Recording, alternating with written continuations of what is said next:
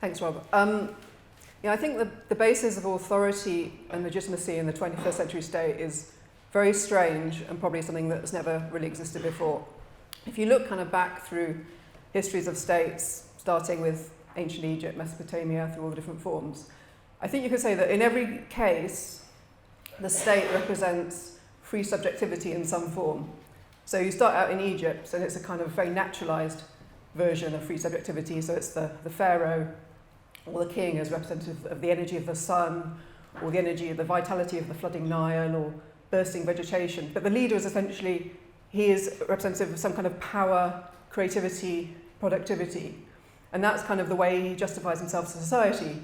In a kind of religious form, he's like, I'll talk to the god and make your crops blossom, but also in practical form. So in Mesopotamia, it's all about managing irrigation, supplying what society needs to function. I think that's kind of the case throughout history, and Hegel kind of says if you look at the history of states, you start out with one person being free, so the king, and then you end up with a few people who are free, so the oligarchy or the aristocracy. Then you end up with the many people who are free, so democracy. And so in those cases, so when you're in democracy, it's like the state is the representative of the wills, the freedom, the volition of people as a whole. And even the kind of really demented, terrifying states, I think in some form represent the principle of free subjectivity. So, Italian fascism were building bridges and roads, and it's about that kind of incredible mobilization activity, even if it's completely kind of demented or terrifying. So I think what's distinct about the current state is the basis of authority is a kind of purely negative one. And in fact, the basis of authority is something that's completely turned against this principle of free subjectivity. So I think you see this very much in the pursuit of restriction for the sake of restriction.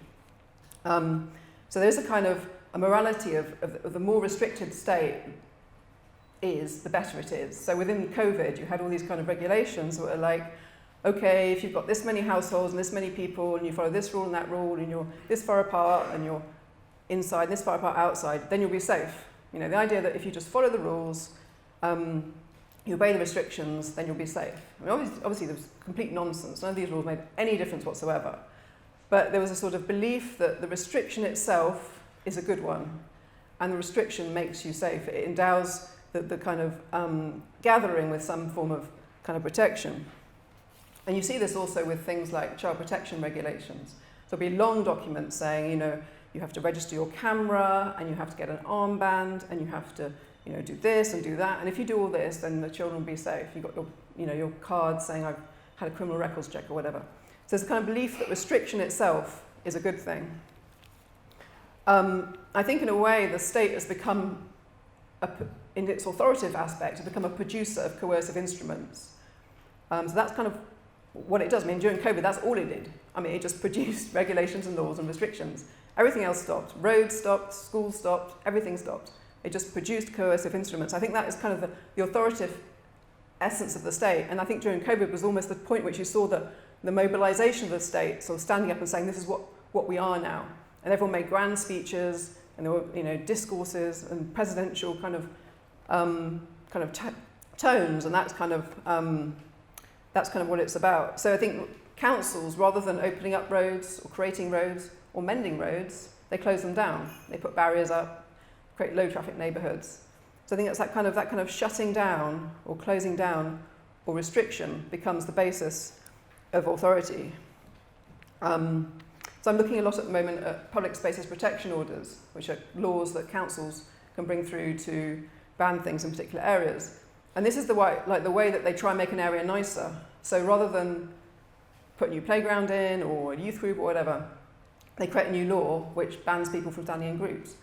So there's one council that you have to get permission from the council to gather in a group of 4 after 10:30. Another one, you need permission if you're going to have 20 people or more on a beach. So it's like this sort of idea that you make an area nicer by creating this restriction, banning this, banning that.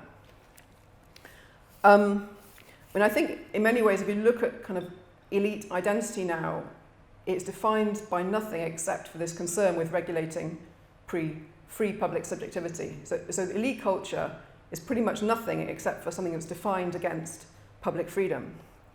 So I think if you look at in the past, you had very kind of strong elite cultures that were kind of substantive in themselves. So, you know, whether it's the Middle Ages or the knights going around with their jousting, or elites that had their own languages, they spoke Latin, everyone else spoke something else, or they spoke French, everyone spoke something else.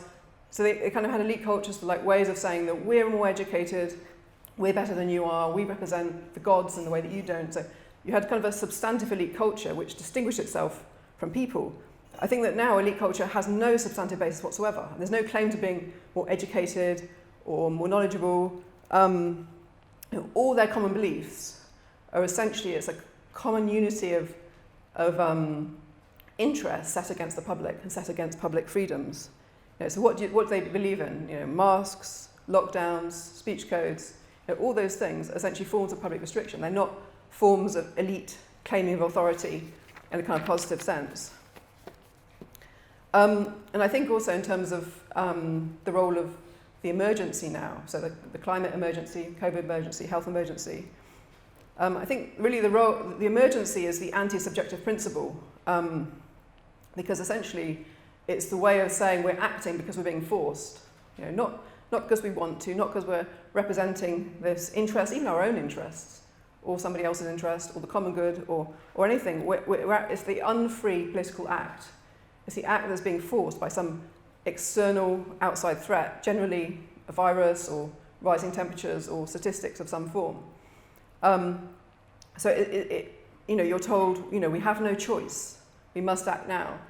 So that act is the unfree political act, which politics is the realm of choice, right? So in ancient Athens, it's always about politics is being the free act, the act you choose.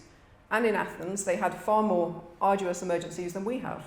They had to evacuate the city because they're being attacked by the Persians. They had plagues that killed half the population.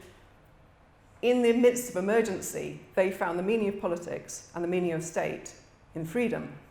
In the midst of really not very much emergency, we find the meaning of the state, or the state finds its own meaning, in the kind of the external force that's pressuring them to act. So it finds the meaning in being forced, not in kind of choosing a particular act. So I think the kind of origin of this turning against free subjectivity and the specific problem that we're dealing with is actually that the state has become detached from social interests, because it is through social interests that public subjectivity took particular form and was organised. So you look at kind of Aristotle's kind of work on the city-state. He's always like talking about, okay, what are the interests in this city? You know, are the merchants really strong, or the traders, or the aristocrats, or the common people? And it's kind of like the balance of those different interests, each with their own kind of demands, that kind of gave the structure to the state, that told the state what it was to do and how it should be arranged. So he always derives the structure of the state from the balance of demands from society, and those particular demands are coming from particular groups. You know, Foucault says government is something that works with interests. It's concerned only with interests. And the role of government is to essentially consider how do I balance the needs of this group and that group, and the ways in which individual interests conflict with the general interest. And so the role of the state and law and deciding on what laws you make should be something that should be fed up from demands of society. Because society appears not as a collection of individuals, but as groups, as formations, which have particular demands and in some case conflicting demands. So I think it's a corrosion or destruction in many cases of these kind of groups and blocks and particular formations, which means that the state is no longer pressured to represent public subjectivity in any particular form. And so because it no longer has demands to respond to, I think that it has turned against public subjectivity in itself, against freedom in itself, because it cannot incorporate or channel them. It doesn't know what to do with people's energies. It doesn't have anything to do with people's energies, which fascism had, the Egyptian state had, you know, build pyramids, build bridges, go on holiday camps, march, whatever it was. They knew what to do with people's energies, and our current state doesn't. And therefore, energy itself appears as a destructive a stabilising dynamic, and the estate finds the grounding of its legitimacy in turning against that, in regulating. Of course, it can't stop it. Society is still formed from free acts. That is the reality of the way we live. And it's still formed, people find their meaning in the things they create. But the state doesn't find its authority and legitimacy in that reality. So you get a detachment from the reality where we actually, make most decisions ourselves and create things, and that's how we find meaning in life, and a state authority that is completely turned against that and checks it at every turn. So I think there's a kind of conflict and contradiction that develops between that state of free subjectivity and the ideology of the state, which has no grounding except for being against it.